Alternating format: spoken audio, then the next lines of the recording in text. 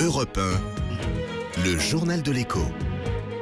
Toute l'actualité écho avec Éric Le Boucher. Bonsoir Éric. Bonsoir Nicolas. D'abord les chiffres de la bourse. Moins 0,31%, 4344 points. Bon, la bourse de Paris oscille autour de l'équilibre. Elle est remontée grâce à Wall Street au dernier moment. Wall Street porté par un indice de confiance des consommateurs américains. La société du jour. Eh bien, Ryanair, son patron Michael O'Leary, propose à Air France, figurez-vous, d'abandonner ses avions et tout simplement de lui louer des sièges. Ça leur coûtera moins, dit-il. C'est une manière de dire qu'Air France ne pourra jamais obtenir des prix aussi bas que la compagnie low cost. Dernière provocation de Ryanair. Le chiffre du jour. La commission des finances du Sénat évalue la non-vente des Mistral à la Russie à 200 ou 250 millions d'euros pour l'État français. Sans la revente à l'Égypte, la perte eût été de 1,1 milliard d'euros. Le gouvernement avait parlé d'opération blanche. Le Sénat rétablit un peu la vérité. C'est quand même une perte.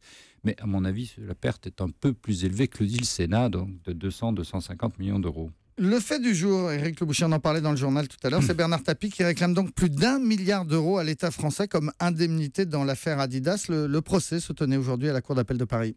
Oui, nous y sommes encore, toujours, 20 ans après les faits. Tapie avait obtenu 400 millions d'euros à la suite d'un arbitrage qui a été contesté, dénoncé. On repart donc à zéro devant les tribunaux. Et comme toujours avec Bernard Tapie, il exagère, il en rajoute et les 400 millions sont devenus 1,1 milliard et plus 50 millions.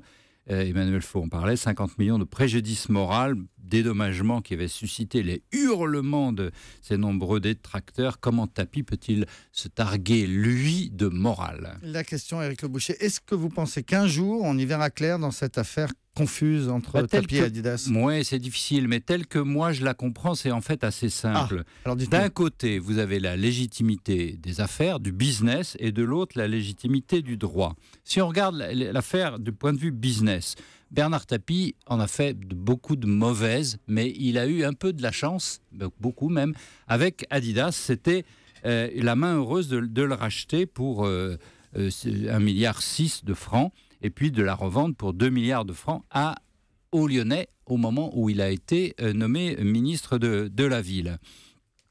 Alors, il se trouve que, c'est incontestable, que le Lyonnais a revendu cette affaire à 3,5 millions 2 mois après. Et donc, Tapie regarde les chiffres, 2 millions de ventes, 3 millions. Il dit, je suis floué.